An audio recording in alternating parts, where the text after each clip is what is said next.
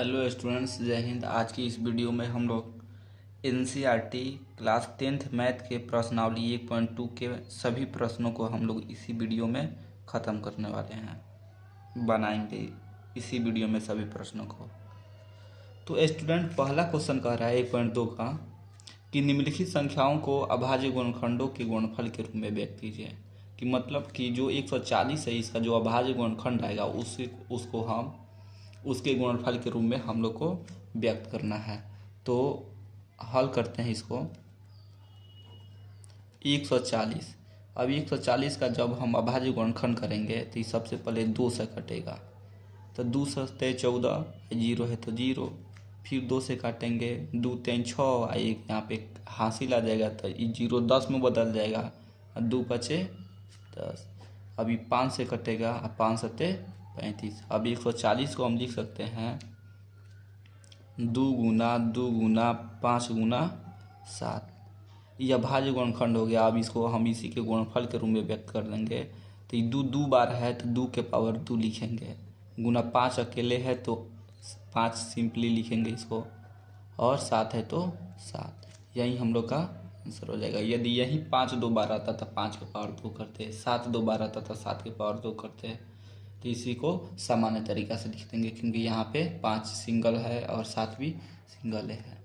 अब यहाँ पे हम लोग 156 को हल करेंगे। अब 156 को करना है तो ई कटेगा, फिर 2 से, 2 सत्ते 14, 16 हो जाएगा, 2 अठे 16। अब 2 से इसको काटेंगे, 2 3 6, ये हासिल बन जाएगा तो ये 18 हो जाएगा, तो 2 9 18। अब इसको 3 से काटेंगे तो 13 बार में कटेगा, 3 एकम 3, 3 त्रिक 9। अब 156 बराबर 2 गुना 2 गुना 3 गुना 13। यदि यही सब संख्या को गुना करेंगे ना तो फिर 156 प्राप्त आ जाएगा। तो इसे 2 दूना 4, 4 3 12, 12 में 13 से गुना करेंगे तो 156 आ जाएगा। इसलिए 156 बराबर 2 क बार है, 2 बार है तो 2 के पावर 2 लिखेंगे, 3 एक ही बार है तो 3 को 3 लिखेंगे और 13 को 13 लिखेंगे। यदि 2 बार 3 बार रहता तो उसका हम पावर बढ़ा देते। यही हम लोग का आंसर हो जाता। क्वेश्चन नंबर 3 3825 है। तो 3825 सबसे पहले 3 से कटेगा, 3 एकम 3, 3 दूनी 6, ये 2 हो जाएगा, ये 2 पर 2 हो जाएगा तो 22, 3 सत्ते 21, यहाँ पे 1 आ जाएगा हासिल, 5 15 हो जाएगा तो 3 पचे 15। अब 3 से इसको डिवाइड कराएंगे तो 3 से जब 1275 से डिविजिबल कराएंगे, डिवाइड कराएंगे तो 425 आएगा। 3 चौका 12, 3 दूनी 6, 3 पचे 15, फिर 425। अब 3 से नहीं कटेगा, ये 5 से कटेगा, 5 अठे 40, 5 5 अठे 40 है, 2 हासिल देगा 5 को तो 25 हो जाएगा, तो 50 25। अब 85 5 से कटेगा, 5 एकम 5, यहाँ पे 3 हासिल आ जाएगा, 5 सत्ते 35। अब 3825 को हम लिख सकते हैं 3 गुना 3 गुना 5 गुना 5 गुना 17। अब यहाँ पे इसलिए लिख देंगे कि 3 क बार है, 2 बार है तो 3 के पावर 2, गुना 5 क बार है, 2 बार है तो 5 के पावर 2, गुना 17 है तो 17। यही मेरा आंसर हो जाएगा। क्वेश्चन नंबर 4 है 5000। क्वेश्चन नंबर 4 है 5005। तो क्वेश्चन नंबर 4 5005,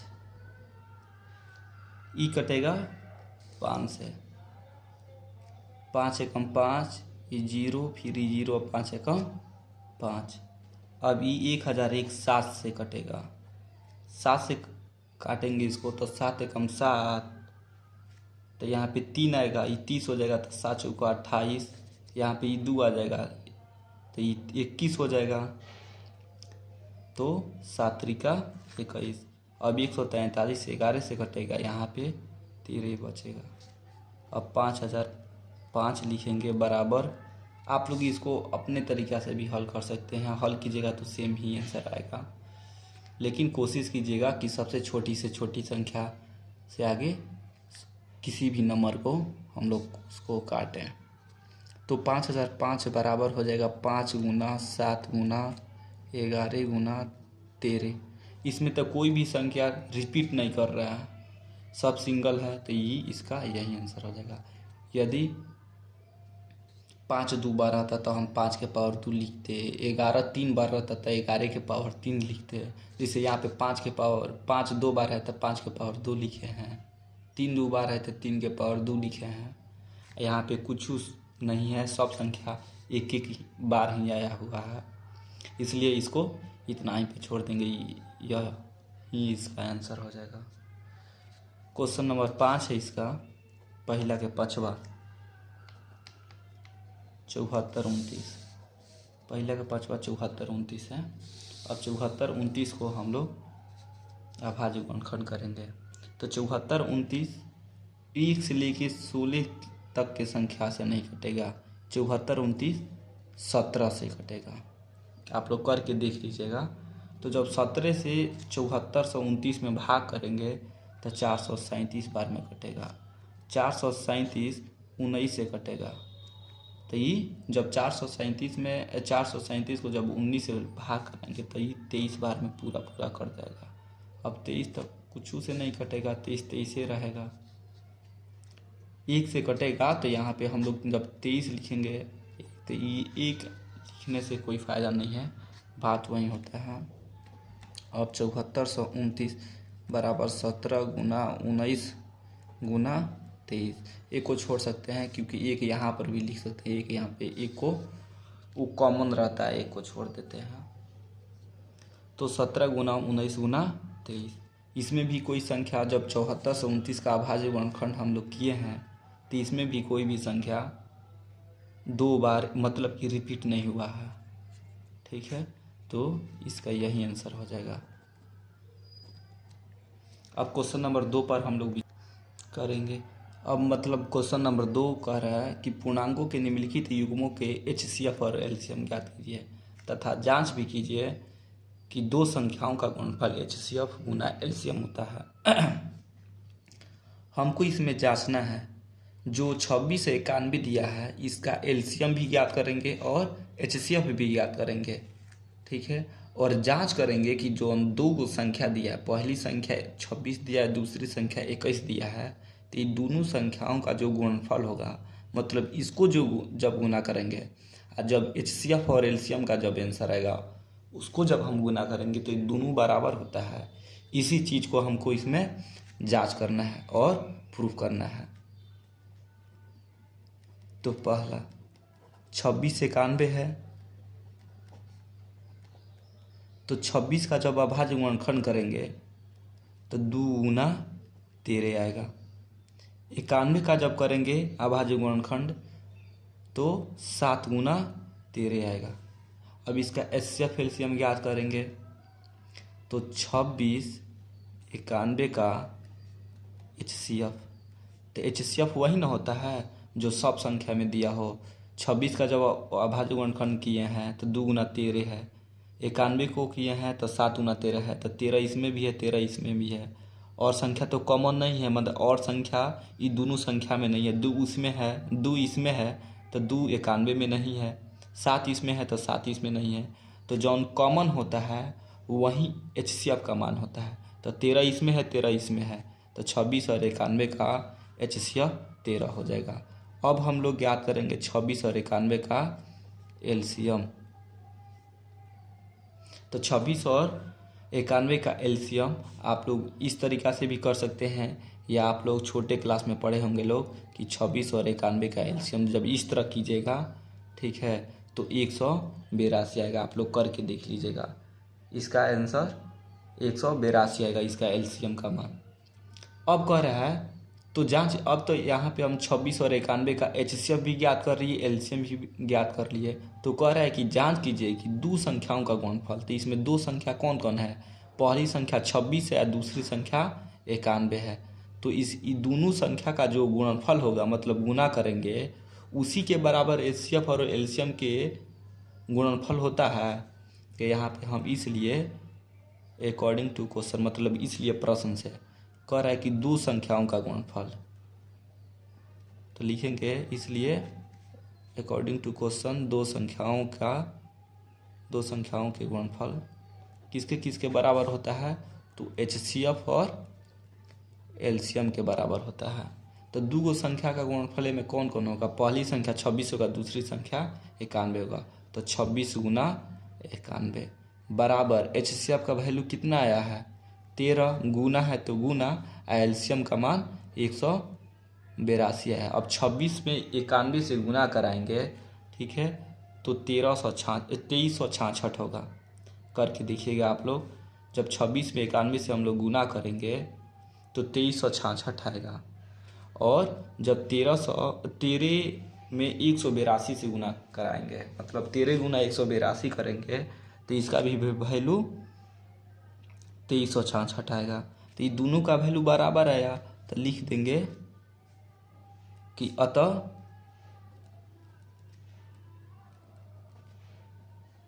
दो संख्याओं का जो गुणनफल है वो बराबर होता है किसके, HCF और LCM के गुणनफल के। ये बात को हम लोग प्रूफ कर दिए लोग, यही हम लोग को दिखाना था। मतलब कि ये दोनों संख्या का गुणनफल मतलब वो दोनों संख्या जैसे 26 और 91 है, इसको जब हम गुना करेंगे तो जो इसका HCF और LCM का वैल्यू आया है, ये दोनों को भी गुना करेंगे तो ये दोनों आपस में बराबर हो जाए। जैसे 26 91 को गुना किए हैं तो 2366 आया है। HCF का वैल्यू 13 था, LCM का वैल्यू 182 था, तो ये दोनों को जब आपस में गुना कराया है तो ये 2366 हुआ है। यही हम लोग को इसमें दर्शाना दिखाना था इसमें। अब क्वेश्चन नंबर 2 कह रहा है 510 और 92। तो 510 और 92 का जब हम लोग HCF ज्ञात करेंगे तो 2 आएगा, और 510 और 92 का जब LCM ज्ञात करेंगे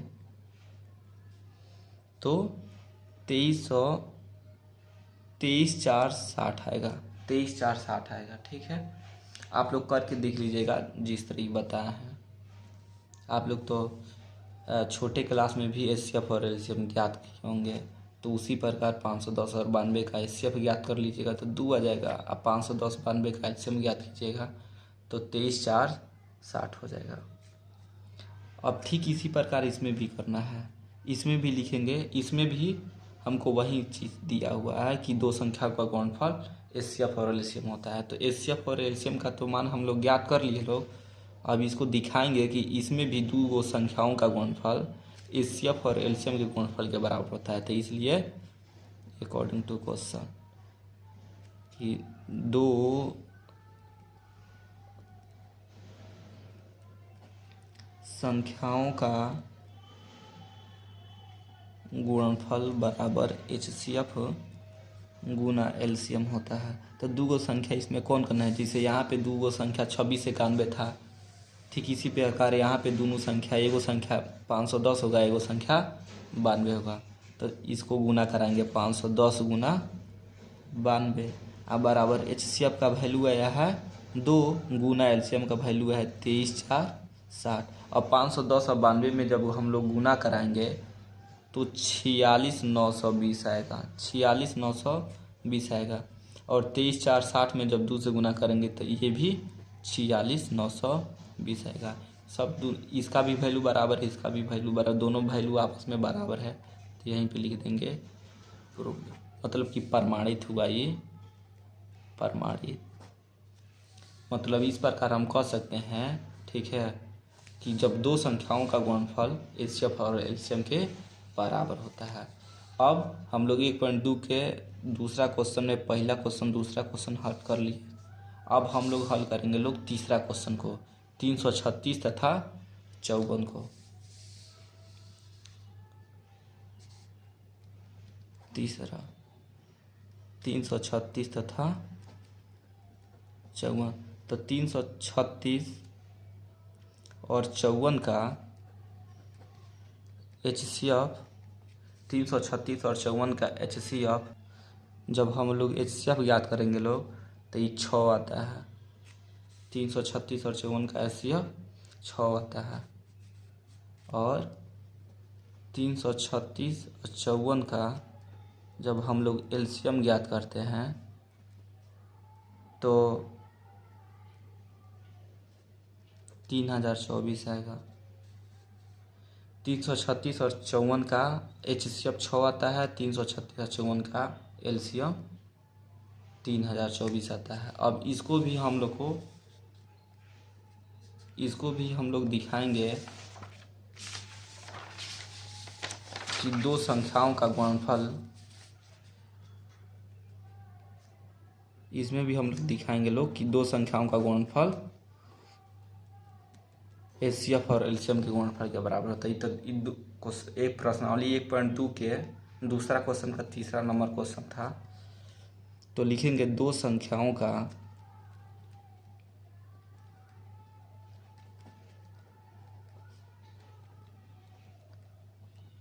गुणनफल बराबर HCF गुना LCM। तो उसमें दो गो संख्या कौन कौन था? 336 था, एक 54 था। तो 336 और 54 में आपस में गुना कराएंगे बराबर। हम लोग 336 और 54 का LCM ज्ञात किए हैं लोग कितना? 6 और LCM ज्ञात किए हैं लोग 3024। अब हम लोग 336 और 24 में जब हम लोग गुना कराएंगे तो 18 1 44 होगा। और इसको भी हम लोग जब गुना करेंगे तो इसका भी गुणनफल 18 1 44 होगा। दोनों का मान आपस में बराबर हुआ। अतः हम लोग इस प्रकार कह सकते हैं कि दो गो संख्याओं का गुणनफल दो संख्याओं का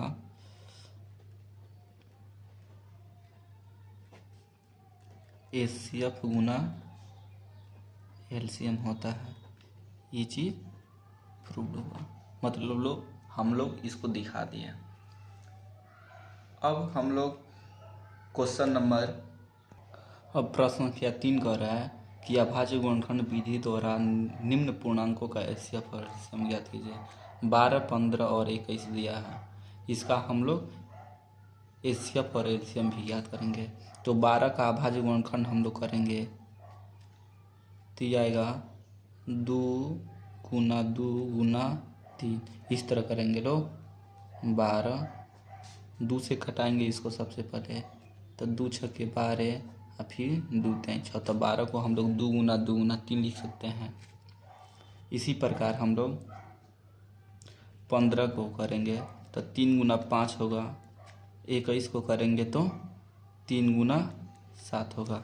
अब अभाज्य गुणनखंड कर लिए तो अब इसका HCF और LCM का मान ज्ञात करना है। तो 12, 15, 21 का HCF तो 3 सब में है, 3 12 में भी है, 3 15 में भी है, 3 21 में भी है। तो सब में कॉमन है, मतलब कि सब में शामिल 3 है। तो इसका 3 HCF का मान आ जाएगा। आंसर इसका HCF का वैल्यू 3 आएगा। और 12, 15, 21 का LCM देखिए, सबसे पहले इसमें पहला वाला को हम लोग पूरा लिखेंगे। उसके बाद से जौन कॉमन आता है, मतलब जौन जौने में रहता है उसको छोड़ते जाते हैं, जौन नहीं रहता है उसको लिखते हैं। इस तरह हम आप लोग को समझाएंगे तो उतना अच्छा से नहीं समझ में आएगा। इसलिए HCF का वैल्यू इस तरह निकाल लीजिएगा लोग। और LCM का वैल्यू ज्ञात करने के लिए आप लोग 12, 15 और 21 का आप लोग छोटे क्लास में इस तरह पढ़े होंगे ना। इस तरह जब निकालिएगा तो इसका आंसर 420 आता है। 12, 15 और 21 का LCM कितना आएगा? 420। यही मेरा इसमें का आंसर हो जाएगा। 12, 15 और 21 का LCM 420 आ जाएगा। Question number 2,